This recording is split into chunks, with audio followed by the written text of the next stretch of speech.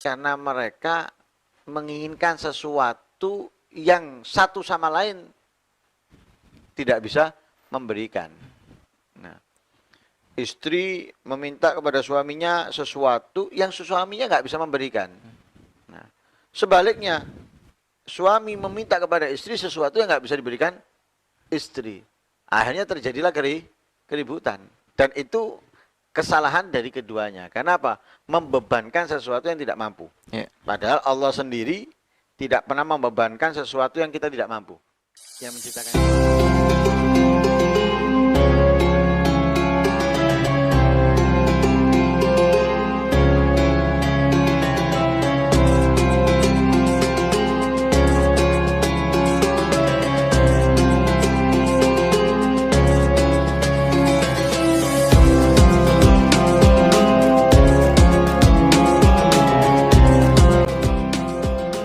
Assalamualaikum warahmatullahi wabarakatuh. Bismillah, alhamdulillah, wassalatu wassalamu ala rasulillah sayyidina wa maulana Muhammad ibni Abdillah wa ala alihi wa sahbihi wasallam. Apa kabar sobat ngantin? Semoga kalian selalu dalam keadaan sehat walafiat, dan tentu saja kami doakan agar apa yang kalian harapkan, apa yang kalian cita-citakan atau hajat kalian segera dikabulkan Allah Subhanahu wa taala dengan cara yang terbaik tentunya. Dan kembali lagi dalam channel Majelis Al Ibadah dan dalam program Kantin Habaib, kajian rutin bersama Habib. Tentu saja kalau sudah ada kantin dan sudah tayang akan ada pembahasan yang menarik tentunya, dan sayang untuk kalian lewatkan dan jangan di skip, tonton sampai habis. Sebelum itu kami ingatkan kembali untuk kalian yang belum subscribe atau dukung channel Majelis Al Ibadat dengan cara like, comment, subscribe, dan juga share ke sosial media kalian agar manfaat dari video ini dapat diterima banyak orang. Dan jangan lupa nyalakan notifikasi loncengnya agar semua video live ataupun video-video baru bisa ternotifikasi di smartphone kalian. Nah, ini pembahasan kita kali ini tentang bagaimana menciptakan keluarga yang sakinah mawaddah warahmah. Tentu saja keluarga sakinah mawaddah warahmah tak lepas dari masalah-masalah yang harus dihadapi. Dan oleh karena itu kita menyelesaikannya bagaimana, kita akan membahas secara detail, secara lengkap bersama guru kita Al-Habib Hadi bin Segaf As-Segaf. Dan kita sapa dulu beliau Al-Habib Hadi bin Segaf As-Segaf. Assalamualaikum Ustaz. Waalaikumsalam warahmatullahi wabarakatuh. Bagaimana kabarnya pagi hari ini? Alhamdulillah, pagi menjelang siang ini ya. Iya. Nah ini Ustaz, bisa dijelaskan Ustaz, untuk menciptakan keluarga sakinah mawaddah warahmah tentu ada masalah-masalah yang dihadapi untuk mencapai semua itu, Ustaz. Bismillahirrahmanirrahim. Alhamdulillahirabbil alamin. Wassalatu wassalamu ala sayyidil anbiya'i wal mursalin sayyidina wa maulana Muhammadin wa ala alihi wa sahbihi wa sallam ajmain. Alhamdulillah, di pagi menjelang siang ini Allah Subhanahu wa taala memberikan kesehatan, kenikmatan, karunia. Mudah-mudahan setiap pemberian Allah dapat menjadikan kita lebih baik lagi dari hari-hari sebelumnya dan meningkat ketaatan dan ibadah kita. Amin Allahumma amin. Dalam menjalankan sesuatu yang untuk memberikan kebahagiaan, kesenangan, tentunya tidak mudah. Pasti untuk meraihnya itu berat, susah, dan rumit. Akan tetapi, untuk mendapatkan dan meraihnya, Allah Subhanahu wa taala telah memberikan resepnya. Telah memberikan jurusnya. Yaitu yang pertama dengan mujahadah. Mujahadah itu bersungguh-sungguh untuk mendapatkan yang kita inginkan. Dan ketika kita bersungguh-sungguh, serius untuk mendapatkan dan mengejar yang kita inginkan, Allah Subhanahu wa taala pasti akan memberikan jalan-jalan untuk mendapatkan dan memilikinya. Sebagaimana Allah Subhanahu wa taala berfirman dalam ayat Al-Qur'an, "Walladzina jahadu fina lanahdiyannahum subulana." Dan orang-orang yang bersungguh-sungguh untuk mendapatkan segala sesuatu yang diinginkannya, yang diharapkannya, tentunya semua yang diinginkan dan diharapkan itu dari Allah.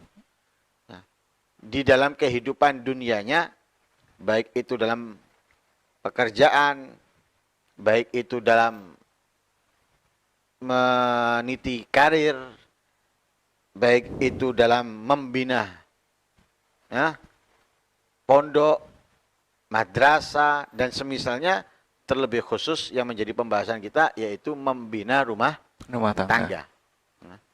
Lah ketika kita bersungguh-sungguh di dalam membina rumah tangga, yang suami di dalam menjalankan kewajibannya, tugasnya sebagai suami, yang istri menjalankan tugasnya sebagai istri, atau suami istri yang menjadi orang tua menjalankan tugasnya sebagai orang tua, maka ketika ia bersungguh-sungguh di dalam menjalankan tugasnya ini untuk mendapatkan sesuai yang mereka inginkan dan harapkan dari Allah dalam rumah tangganya, ya, maka Allah akan memberikan jalan-jalan untuk mendapatkannya, meraihnya. Jadi bukan hanya satu jalan. Yeah. Nah, kalau kita berjalan di satu jalan, lah akhirnya kan sulit. Yeah. Apalagi kalau di situ rame, bareng-bareng. Akhirnya sempit, macet. Tapi kalau banyak jalan, orang bisa menempuh jalan yang diinginkan. Ada yang lewat sana, ada yang lewat sini. Akhirnya apa? Sama-sama sampai pada tempat tujuannya. Seperti itulah orang yang bersungguh-sungguh untuk mendapatkan dan memiliki ya, rumah tangga yang penuh dengan kebahagiaan di kemudian hari. Ya dia harus bersungguh-sungguh dalam membinanya, bersungguh-sungguh dalam menjalankannya. Jalannya dikasih oleh Allah, lewat sini, lewat sana. Itu yang pertama. Yang kedua, resep yang diberikan oleh Allah untuk mendapatkan ya, rumah tangga yang baik, rumah tangga yang harmonis, rumah tangga yang adem, ayem, ya, dan menghilangkan segala macam konflik, ya, konflik yang ada di dalamnya, itu sabar. Nah, lah sabar ini harus kita miliki, karena mujahadah tanpa sabar nggak mungkin jalan. Ya, sungguh-sungguh tanpa kesabaran dalam bersungguh-sungguh nggak mungkin jalan. Sehingga dibutuhkan dalam bersungguh-sungguh ini kita sabar. Nah, karena itu sabar itu pun dibagi, ada sabar menjalankan ketaatan, sabar meninggalkan maksiat, sabar menerima musibah, cobaan, dan yang lain sebagainya. Nah, termasuk dalam membina rumah tangga. Nah, konflik pasti ada. Keributan pasti ada, siapapun itu. Ya, jangankan kita manusia biasa. Nabi Muhammad SAW yang dijadikan oleh Allah uswah hasanah bagi seluruh umat manusia, nggak muslimnya, nggak kafirnya, nggak mukminnya, nggak munafiknya, rumah tangganya juga ada konflik. Nah, akan tetapi konfliknya itu semuanya bisa diatasi, bisa di-handle, bisa di-handle. Kenapa? Karena sebagaimana kita ketahui, Rasulullah itu adalah Sayyidus Sabirin, pemimpinnya orang-orang yang sabar. Nah, kalau kita perhatikan, Rasulullah itu nggak pernah kosong dari gangguan. Di setiap saatnya, di setiap harinya. Ya, dari saat diangkat menjadi Nabi Rasul sampai di detik-detik wafatnya. Tapi Rasulullah sabar. Ya, bahkan mengungguli sabarnya para ulul azmi yang lainnya. Ya, walaupun Allah perintahkan Nabi Muhammad itu fasbir kama sabara ulul azmi minar rusul. Sabarlah sebagaimana para ulul azmi itu sabar, tapi Rasulullah dapat mengungguli mereka dengan kesabarannya. Lah, apalagi dalam kehidupan kita, dalam membina rumah tangga antara suami dan istri. Itu pasti suami diuji ya, dari dirinya ataupun dari orang sekitarnya, keluarga, teman atau tetangga. Istri juga diuji. Ya. Istri diuji dari apa? Dari dirinya sendiri atau dari orang sekitarnya, keluarga, teman dan yang semisalnya. Nah, yang ujian itu memang harus mau nggak mau ada pada siapapun. Karena hidupnya di atas dunia, bukan di akhirat. Hidupnya di atas dunia, ujian pasti ada. Ya, muncul fitnah dari sini untuk menuduh ini, muncul fitnah dari sini untuk menuduh ini. Nah, yang itulah menjadi. Tapi ketika mereka itu memiliki kesabaran di dalam menghadapi konflik yang terjadi, insya Allah semuanya bisa di-handle sebagaimana Nabi Muhammad SAW. Itu jurus yang kedua. Jurus yang ketiga, ya, harus saling pengertian satu dengan yang lainnya. Ya, harus saling memahami satu untuk lainnya. Lah ketika tiga ini ada, insya Allah konflik ada, tapi bisa diatasi dengan baik. Tapi kalau tiga ini nggak ada, maka konflik kecil akan menjadi besar, ya, seperti sumbu lambat yang akan memecahkan atau menghancurkan segalanya. Nah, jadi intinya tiga ini harus dimiliki oleh siapapun orang yang hidup, khususnya dalam membina rumah tangga. Jadi mujahadah, sabar dan pengertian sesama Satu sama lain. Iya, pasangan. Nah, pasti ada konflik dalam membina rumah tangga, tapi harus ya nggak masalah berarti ya, Ustaz. Karena jadi bumbu. Tapi paham cara menyelesaikannya dengan baik. Dan juga ada bosan. Bosan ya nggak boleh. Bosan boleh aja. Tapi juga paham cara mencari solusinya. Nah, banyak orang tentunya sering mendengar alasan perceraian itu karena ekonomi, Ustaz. Itu bagaimana? Ya, sebetulnya alasan perceraian itu banyak. Banyak, ada yang masalah ekonomi, ada yang masalah turunan, ada yang fitnah, ya, tuduhan. Nah, lah dari masalah-masalah yang ada itu sebetulnya kesalahan dari keduanya. Kesalahan dari keduanya. Kenapa kok kesalahan dari keduanya? Karena keduanya tidak bisa sabar dan juga tidak bisa saling memahami. Nah, lebih-lebih mujahadanya. Nah, seperti itu kenapa? Ya itu mungkin karena mereka menginginkan sesuatu yang satu sama lain tidak bisa memberikan. Nah, istri meminta kepada suaminya sesuatu yang suaminya nggak bisa memberikan. Nah, sebaliknya, suami meminta kepada istri sesuatu yang nggak bisa diberikan istri. Akhirnya terjadilah keributan. Dan itu kesalahan dari keduanya. Kenapa? Membebankan sesuatu yang tidak mampu. Padahal Allah sendiri tidak pernah membebankan sesuatu yang kita tidak mampu. Yang menciptakan kita. Kenapa? Karena Allah mengetahui. La yukallifullahu nafsan illa wus'aha. Lah sedangkan suami istri ini melebihi Allah, melebihi Tuhan. Kenapa? Mereka ini menganggap suaminya harus bisa. Padahal setiap orang memiliki kemampuan. Nah, istri juga punya kemampuan. Suami minta istrinya harus bisa. Ini salah. Hanya disitulah timbul masalah. Ekonomi jadi masalah. Keturunan menjadi masalah. Padahal semuanya itu bukan dari suami, bukan dari istri. Nah, ekonomi. Berarti dari apa itu? Rezeki. Siapa yang memberikan rezeki? Allah. Siapa yang menentukan rezeki? Allah. Nah, kalau yang menentukan rezeki Allah, yang memberikan rezeki Allah, yang mengatur Allah, maka bukan haknya siapapun. Istri menuntut suaminya harus memberi.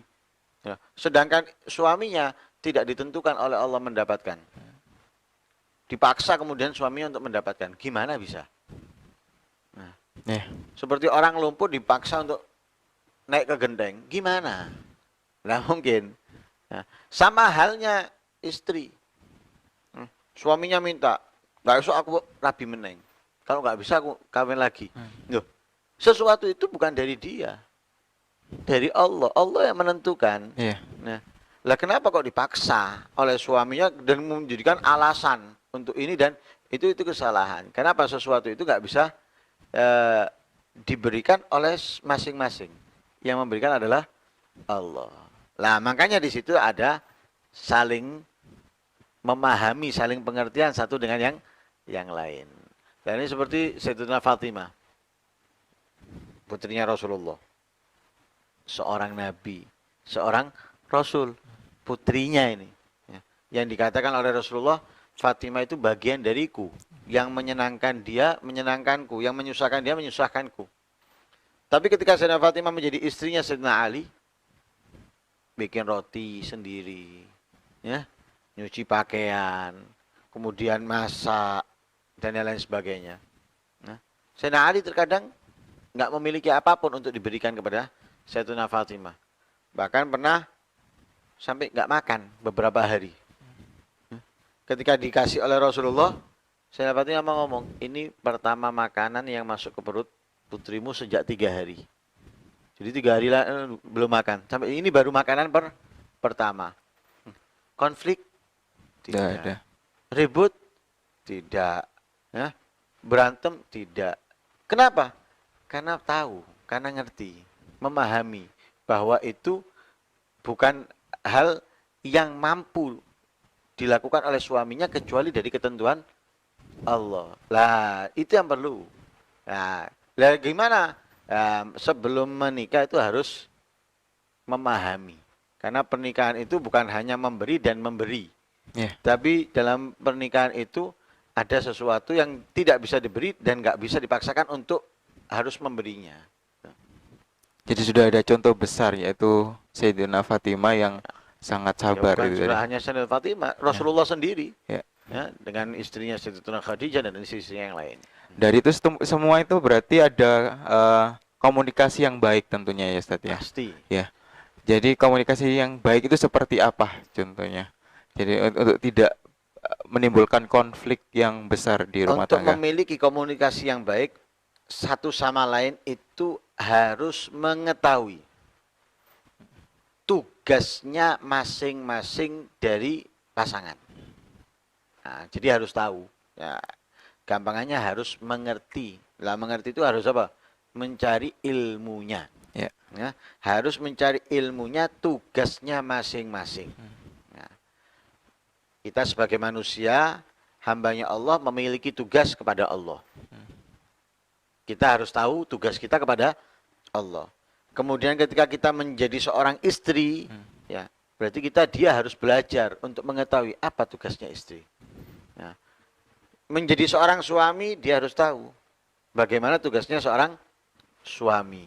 Menjadi pegawai, dia harus tahu bagaimana tugasnya pegawai. Menjadi guru, dia harus tahu bagaimana tugasnya guru. Begitu juga seterusnya. Lah, untuk memiliki, untuk mengetahui dan mendapatkan itu semuanya harus sama-sama mengetahui tugasnya. Nah, suami mengetahui tugasnya, istri mengetahui tugasnya. Lah, di situ nanti dia akan sesuatu yang biasa menjadi konflik itu mungkin menjadi keributan, tapi keributan kecil. Keributan yang lumrah manusiawi, tapi tidak sampai merusak yang lain sebagainya. Baik itu dalam merusak rumah tangga atau nantinya merusak pendidikan untuk anak-anaknya. Nah, itu tadi dari masalah ekonomi yang juga bisa menimbulkan konflik. Soal anak juga bisa menimbulkan konflik. Komunikasi yang kurang baik juga bisa menimbulkan konflik. Kadang tidak dari itu saja ya Ustaz ya. Hubungan dengan mertua atau orang tua juga bisa menjadi konflik dalam rumah tangga. Kadang kita yang tinggal bersama orang tua kita, istri kita nggak cocok. Atau kadang kita tinggal mertua kita yang nggak cocok. Itu bagaimana mengatasinya Ustaz? Ya, anak itu karena anak dua macam. Pertama, punya anak tapi satu sama lain melempar tugas, ya, suami melemparkan tugasnya ke istri atau istri melemparkan tugasnya ke suami dalam urusan anak, atau karena anak ini karena tidak memiliki keturunan. Nah, Ya. lah ini semuanya jalan untuk meretakkan hubungan. Tapi kapan? Ketika mereka nggak saling mengerti, Ya. tidak saling memahami, kan gitu ya. Sama halnya dengan mertua, ya. Orang tua, ya, orang tuanya suami atau orang tuanya istri. Nah, lah ini ketika orang tua tidak memahami, ya, yang semestinya ia pahami, maka bisa menjadikan konflik sebagaimana antar mereka dalam anak. Baik itu karena punya anak tapi melempar saling tugasnya atau nggak punya anak. Lah itu akhirnya menjadi konflik seperti itu. Karena itu yang tinggal dengan mertua, entah itu istri tinggal dengan mertua atau anak laki suami tinggal dengan mertuanya, itu menjadi konflik karena apa? Orang tua kurang mengerti, ya, yang harus mereka jalani ketika menghadapi menantu. Ya. Nah, menantu itu orang lain, menjadi bagian dalam kehidupannya. Sikapnya dia kepada menantu, walaupun dianggapnya sebagai anak, itu tidak bisa dijadikan persis dengan dia kepada anaknya. Kalau dia kepada anaknya, bebas, seperti orang yang mati di hadapan orang yang memandikan. Ngomongnya los, terserah. Tapi kalau sama menantu, walaupun dia sebagai orang tua dari istrinya atau orang tua dari suaminya, ketika ngomong kepada menantu, itu nggak boleh ngomongnya seperti dengan anaknya. Harus ada kata-kata atau cara yang berbeda. Berarti tetap harus jaga perasaan gitu, Ustaz. Menjaga Betul. perasaan itu kepada semuanya ya. Ya. Walaupun kepada anak harus menjaga perasaan. Oke. Tapi maksudnya itu kata-katanya itu dalam cara berucap, cara ngobrol itu nggak boleh persis dengan kepada anaknya. Kenapa? Khawatir cara itu nggak sama dengan caranya keluarga Ya. menantu dengan keluarganya mertua. Ya. Nah, kan kadang nggak cocok ya cara berbicara.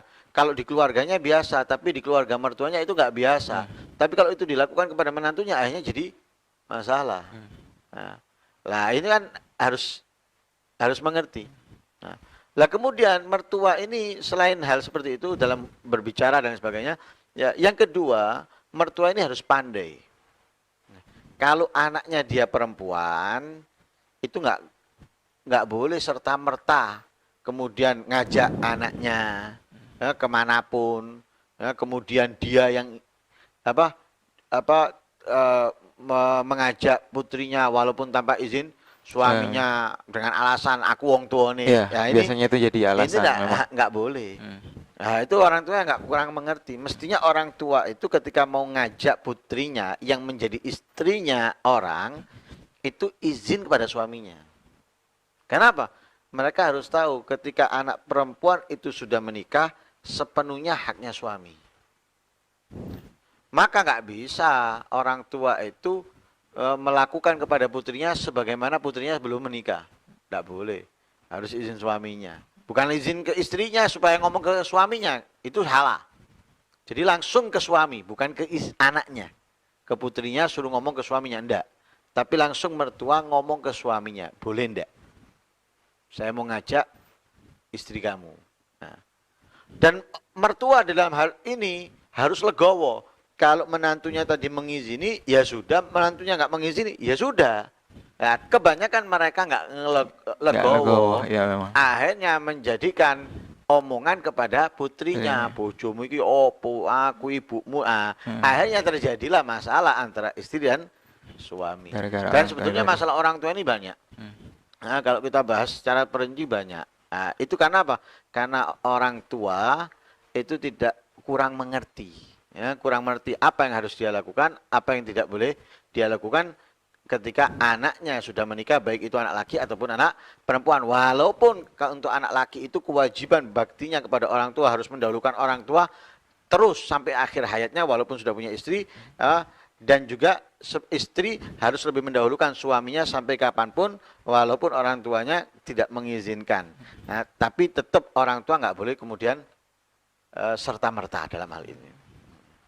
Jadi memang komunikasi yang baik, kembali lagi di komunikasi yang baik gitu tadi Ustaz. Dan juga ini membayangkan ketika belum menikah itu sudah membayangkan bahwa rumah tangga nanti ada perencanaan yang mungkin bisa menyenangkan dalam rumah tangga, seperti di akhir pekan bisa liburan bareng, itu bisa menjadikan rumah tangga jadi harmonis. Bayangannya seperti itu seperti apa Ustaz? Harmonis itu tidak harus jalan-jalan. Ya. Nah, harmonis itu tidak harus jalan-jalan. Kalau kita lihat istrinya para aulia itu ya nggak jalan-jalan, tapi mereka harmonis, mereka bahagia, mereka adem ayem, bahkan walaupun suaminya tadi itu jarang di rumah, tapi mereka bisa menjadikan anak-anaknya orang-orang yang besar, orang-orang yang hebat. Nah, justru yang terkadang yang banyak liburan masalah terus. Nah, karena dituntut akhirnya. Nah, kan tidak jadi banyak menjadi justru kalau kita perhatikan yang bercerai itu rata-rata yang suka liburan. Nah, entah itu yang 1 pekan sekali atau yang 1 bulan sekali atau yang masa-masa liburan yang ke Eropa, yang ke Amerika, ya kandas. Ya, justru yang istrinya itu sering di rumah menerima apa adanya dari suami, tapi suaminya itu bisa kepada mereka walaupun mereka nggak kemana-mana, adem ayem dan enak bahagia. Nah, justru kadang perempuan itu sering keluar justru lebih membuat mereka tidak terkendali. Nah, karena perempuan itu ketika keluar mereka itu melihat kemana-mana.